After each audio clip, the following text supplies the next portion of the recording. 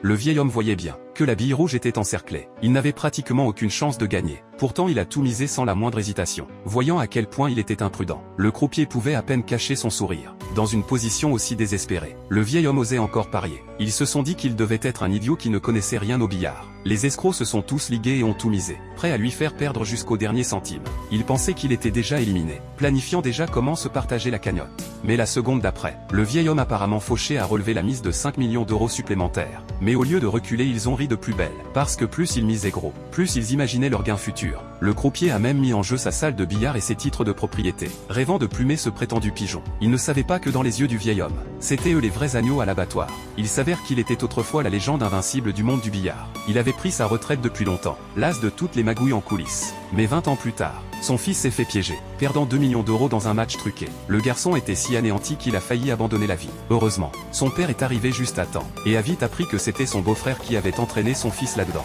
Il a tout de suite senti que quelque chose clochait. Il s'avère que le beau-frère avait toujours été amer, parce que sa petite sœur avait tout légué au vieil homme. Alors le beau-frère avait secrètement monté toute l'affaire, espérant gagner tout l'héritage. Après avoir failli perdre son fils, le vieil homme a juré de se venger. Son fils a essayé de l'empêcher de retourner à la salle de billard.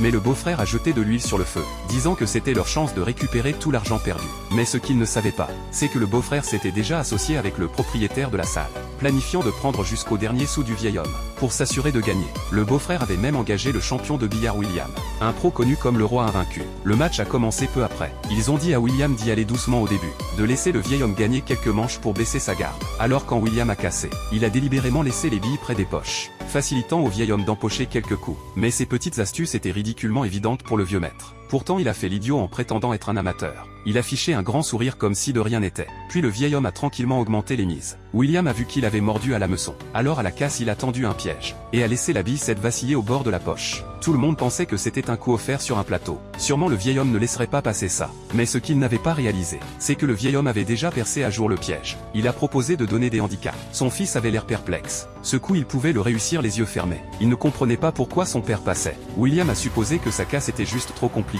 Alors le vieil homme a abandonné. Puis à la casse suivante, William a délibérément laissé les billes dans des positions évidemment faciles. Mais à la surprise générale, le vieil homme a encore passé. Ça a semé la panique chez le beau-frère et sa bande. Le propriétaire a immédiatement suggéré qu'à partir de maintenant la mise minimum serait de 5 000 euros sans plafond. Le vieil homme a vu clair dans leur jeu. Leurs nerfs commençaient à craquer. C'était le moment d'inverser les rôles du chasseur et de la proie. Il a accepté sur le champ. Mais son fils était hors de lui. Après tout il avait déjà été piégé comme ça et avait perdu 1 million d'euros. Alors il a supplié son père d'arrêter. Mais le vieil homme l'a ignoré. Au lieu de ça, il a sorti une carte de 2 millions d'euros. La propriétaire a discrètement jubilé intérieurement. Après tout, elle avait engagé William pour une bonne raison. Il était impossible qu'il perde contre un vieux. Alors elle a relevé sans hésiter, planifiant d'achever le vieil homme d'un seul coup. Mais ce qu'elle ne savait pas, c'est que le vieil homme avait déjà préparé un plan B lors de sa casse précédente. Effectivement le premier coup de William a mal tourné. Tout le monde était stupéfait par le résultat. Mais William ne montrait aucune panique, parce qu'il avait laissé au vieil homme une situation impossible à résoudre. Ces 7 billes étaient toutes coincées ensemble au fond, ne laissant aucun coup possible au vieil homme. C'était le légendaire blocage des 7 billes, qu'on appelle l'empoche impossible. Tout le monde pensait que le vieil homme se coucherait sur ce coup. Après tout, même un dieu du billard ne pourrait pas sortir ses billes. Mais alors sans prévenir le vieil homme a encore augmenté les mises. La foule pensait qu'il avait perdu la tête. N'était-il pas en train de donner son argent? La propriétaire était plus confiante que jamais. Elle était certaine de repartir grande gagnante. Alors sans réfléchir elle a mis toute la salle de billard en jeu, pressant le vieil homme de jouer son coup et d'en finir. Mais ce qui s'est passé ensuite a laissé tout le monde dans la salle complètement sidéré. Le vieil homme a sorti jusqu'au dernier centime que sa défunte épouse lui avait laissé, plus 200 appartements qu'il possédait en centre-ville, le tout valant plus de 50 millions d'euros. La propriétaire n'avait plus rien pour suivre. C'est alors que le beau-frère s'est avancé, offrant sa propre fortune pour la soutenir.